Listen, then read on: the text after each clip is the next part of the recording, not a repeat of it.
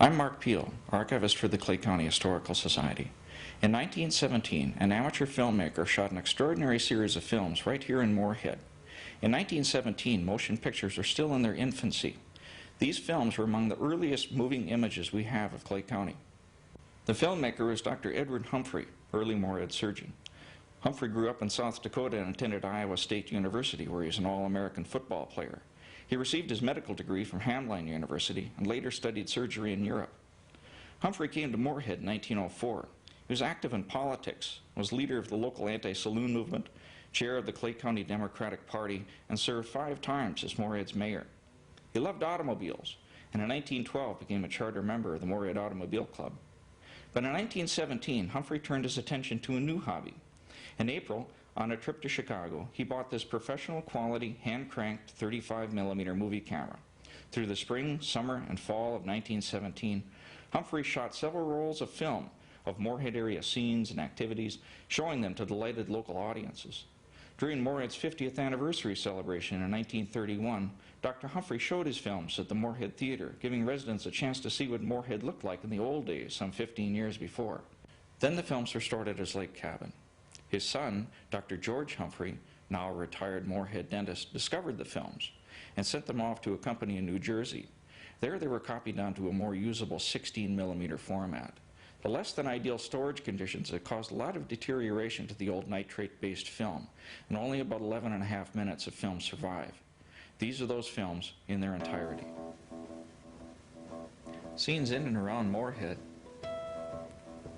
This is Northwestern Hospital. Here Dr. Humphrey is chauffeured up to the hospital where he was lead surgeon. Of course, Dr. Humphrey isn't shooting these films. He had a friend named Ed Rudd who worked for the Moorhead Daily News and did most of his camera work for him.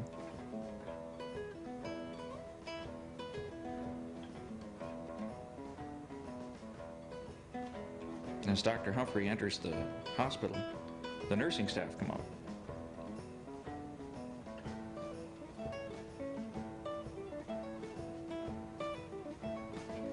I always think about how uncomfortable those hot white starched uniforms must have been in an un-air-conditioned hospital.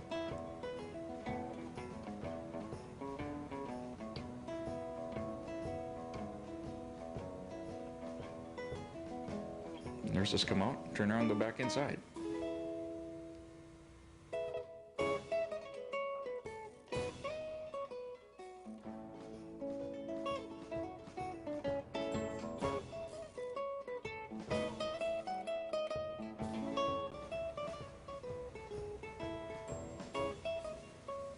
Concordia College, you can see it had 500 students at the time. The campus hasn't changed dramatically. The trees are a little bit bigger.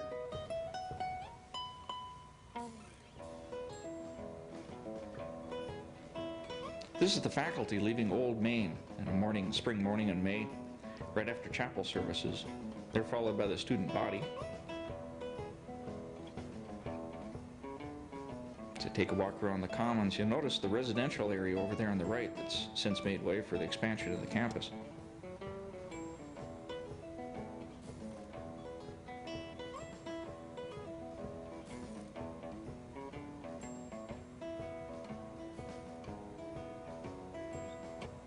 It's a pretty extraordinary thing to have your picture taken back in 1917, much less having movie images taken of you.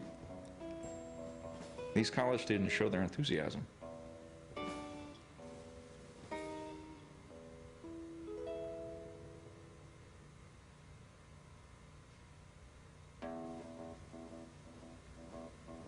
That introductory card suggests there were 500 students at Concordia. It looks like there's more. If you look at the sidewalk right there in front of Old Main, you'll see people running around there and get into the picture again.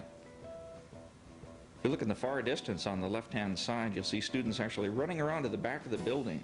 They get in line, come back through the back door and out through the front, get in line again.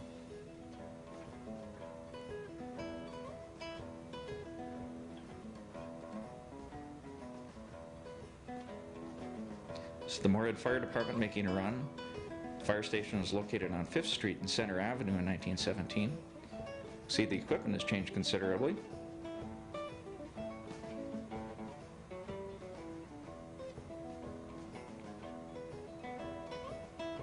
See the fire wagons coming down Center Avenue. We're looking east here from about 5th Street. In 1918, the wooden fire station was burned down as the fire department was off chasing a false alarm. Arson was suspected. Got for the dog. In the distance at the right, you can see the Fargo-Moorhead Electric Street Railway streetcar. Dr. Humphrey put his camera in the back of this streetcar and shot up a bunch of the line. This is the east end of Center Avenue.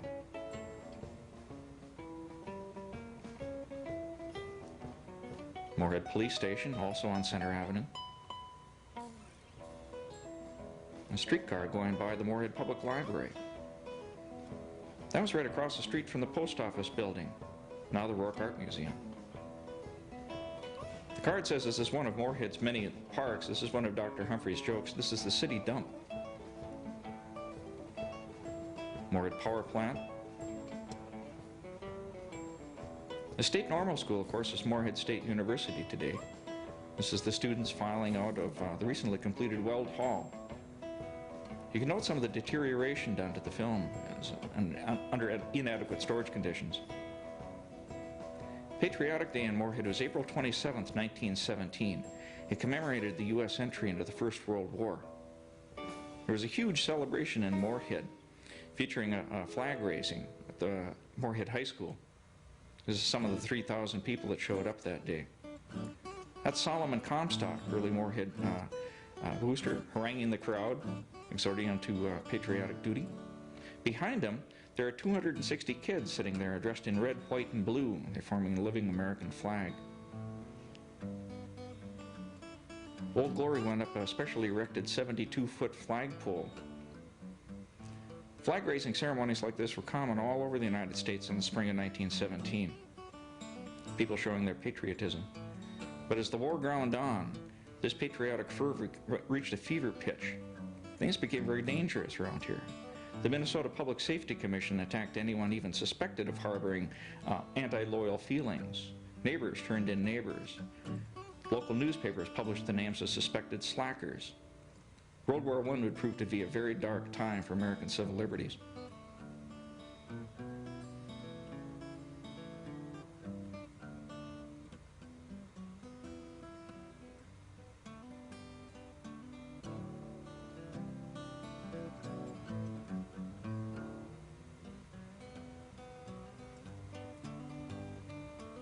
A shot of the crowd leaving the festivities that day. This is Company B of the Fargo Army National Guard. They were soon mobilized and went into the war effort. You can see the back of the stands there where the children are sitting. Moorhead's High School was located on 8th Street and 3rd Avenue South, where the Townside Center is today. See the little girl there in the front on the left, she's got an American flag she's carrying.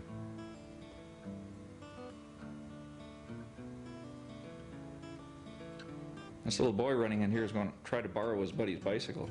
He's not going to have anything to do with it.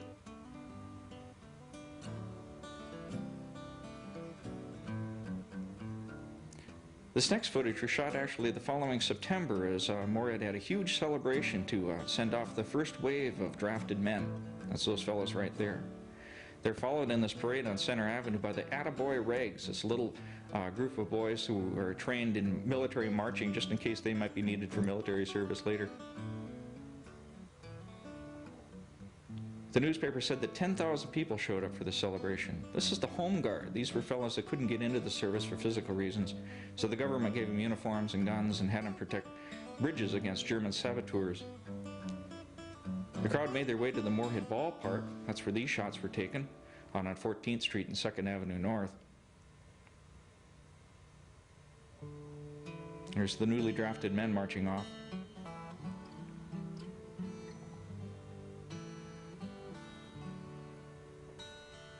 Dr. Humphrey set up his camera inside the ball stadium.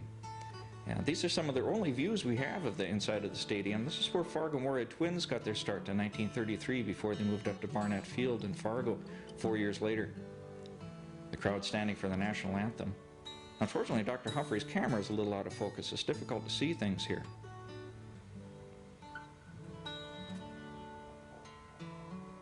he pans off to the right, you can see the hundreds of automobiles that filled the outfield. Many people couldn't get into the stadium, had to stand outside. You'll notice umbrellas popping out in the crowd here pretty quickly. Rain broke out in the middle of the program, and all those hundreds of cars had to leave the field and cruise back to Moorhead before the lousy streets that we had at the time turned into an unpassable quagmire. It was a real traffic jam.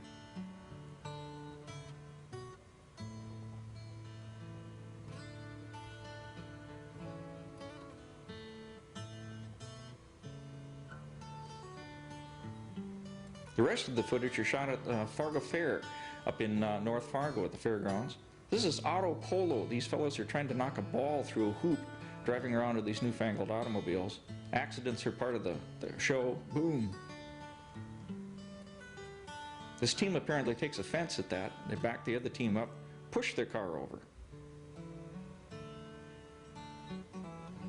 See the crowd leaving the fairgrounds, the grandstands. This is where Fargo North High School is located today. Automobile races are also a feature of the Interstate Fair in July 1917.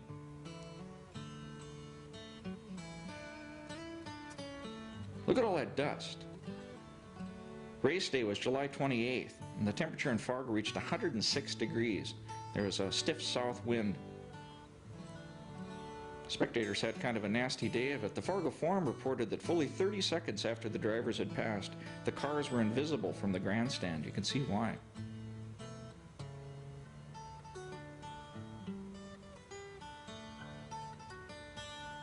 The fellow with the flag there was Ralph Hankinson.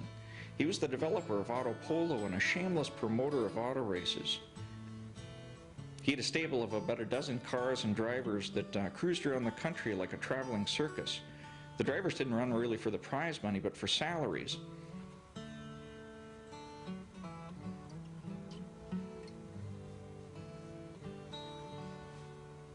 The cars are capable of going over 100 miles an hour, at least on a straightaway. At the Fargo track, they averaged about 50 or so. Watch Hankinson here. He sure knows how to put on a good show.